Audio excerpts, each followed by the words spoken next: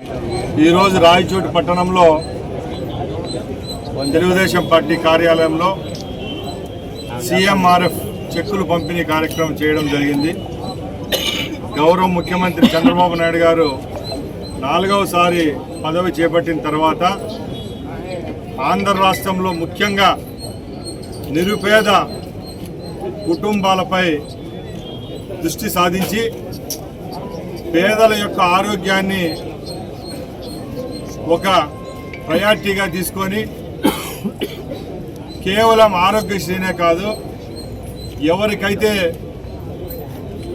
తక్షణమే ఆరోగ్యం కోసం ప్రైవేట్ హాస్పిటళ్ళకు వెళ్ళి ట్రీట్మెంట్ తీసుకుంటారో వాళ్ళ కోసం గతంలో మాదిరిగానే ఈ పర్యాయం కూడా chief minister relief fund program ఏదైతే అది విజయవంతంగా చేపట్టడం జరుగుతూ ఉంది.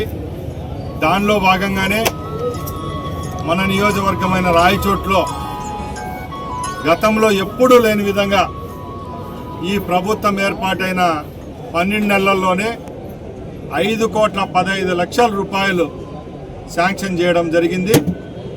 సుమారు 500 మంది పేషెంట్లు ఎవరైతే దీని కింద ట్రీట్మెంట్ తీసుకున్నారో వాళ్ళందరికీ ఏ విధమైన సమస్యలు లేవనెత్తకుండా వాళ్ళ కుటుంబాలకైతేనేం వాళ్ళకైతేనేం చేదోడు వాదోడుగా ఒక పెద్దన్నలాగా ఈ ప్రోగ్రామ్ను కండక్ట్ చేయడం జరిగింది.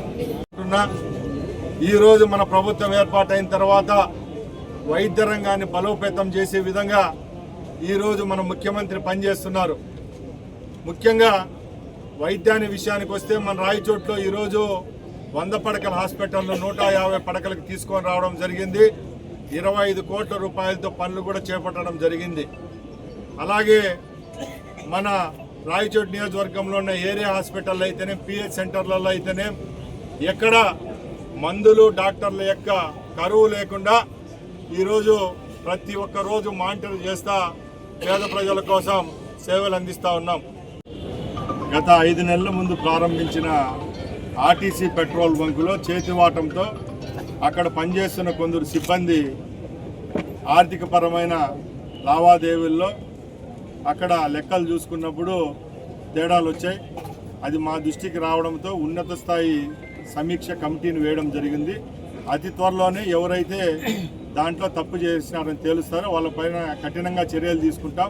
ఇలాంటి సమస్యలు రేపు రాబోయే కాలంలో కూడా పునరావృతం కాకుండా చర్యలు తీసుకుంటాం.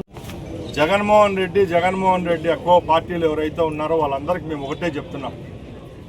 గతంలో కూడా మా యువ నాయకులు పాదయాత్రలో ఎవరైతే ఆనాడు తెలుగుదేశం పార్టీ శ్రేణులపైన దాడులు చేశారో ఆ రోజు తెలుగుదేశం పార్టీ సానుభూతి పరుల్లో కష్టపెట్టారో వాళ్ళందరికీ మా ప్రభుత్వం ఏర్పాటైన తర్వాత రెడ్ బుక్ అనేది మా దగ్గర ఉంది. ఆ రెడ్ బుక్లో ఎవరికైతే చోటు దక్కుతుందో వాళ్ళందరూ తప్పు చేసిన వారికి శిక్ష వేస్తామని చెప్పడం జరిగిందే తప్పక ఎక్కడ రాజకీయాలకు తావునిస్తూ ఏదో ఈరోజు మేము ప్రభుత్వం ఏర్పాటు చేశాం కాబట్టి ప్రతి ఒక్కరిపై మేము కక్ష సాధించే విధంగా ఈ 16-17 నెలల్లో ఎక్కడా చర్యలు తీసుకోలేదు. ఈ రోజుకి కూడా ఒకటే చెప్తున్నాం, ఎవరైతే రెవెన్యూ స్కాముల్లో పట్టుబడ్డారో వాళ్ళు జైలు పాలయ్యారు, ఎవరైతే లిక్కర్ స్కామ్లో పట్టుబడ్డారో వాళ్ళు జైలు పాలయ్యారు. ఆ రోజు పేదల యొక్క ప్రభుత్వ భూములు ఎవరైతే లాక్కున్నారో వాళ్ళందరూ కూడా ఒక్కొక్కటిగా చట్టం పరిధిలోకి తీసుకొని వచ్చి ఈ ప్రభుత్వం వాళ్ళకి శిక్ష వేస్తూ ఉంది.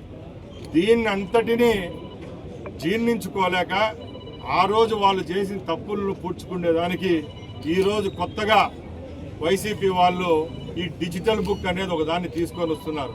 మేము ఛాలెంజ్ చేస్తున్నాం, ఎక్కడైనా ఈ 16 నెలల్లో తెలుగుదేశం పార్టీ కానీ మా మిత్రపక్షాలు కానీ ఏమన్నా చట్టపరంగా కాకుండా చట్టాన్ని వ్యతిరేకించి వైసీపీ వాళ్ళపైన కక్షపూరితంగా ఏమన్నా చర్యలు తీసుకుంటే మా దృష్టికి తీసుకొని రండి, మేము చర్చకు సిద్ధంగా ఉన్నామని తెలియజేసుకుంటున్నా. అలాగే కూడా నేను ఒకటే చెప్తున్నా, వైసీపీ వాళ్ళు 11 స్థానాలు దక్కించుకొని ప్రతిపక్షం హోదా కూడా రాలేదు. ఈరోజు ప్రజల పక్షాన పోరాడేదానికి ఒక్కరోజు కూడా అసెంబ్లీ కూడా దాటి లోపలికి రాని వాళ్ళు ఈరోజు తెలుగుదేశం పార్టీ అలాగే కూటమి ప్రభుత్వం పైన బురజల్లడం చాలా ఘోరంగా ఉంది. మేము ఒకటే చెప్తున్నాం, రాజ్యాంగబద్ధంగా ఏవైతే హక్కులు ఉన్నాయో రాజ్యాంగబద్ధంగానే ఈరోజు మా ప్రభుత్వం మేము పనిచేస్తున్నాం. చట్టపరంగా ఎవరైతే తప్పులు చేశారో వాళ్ళందరూ శిక్షార్హులు అంతే.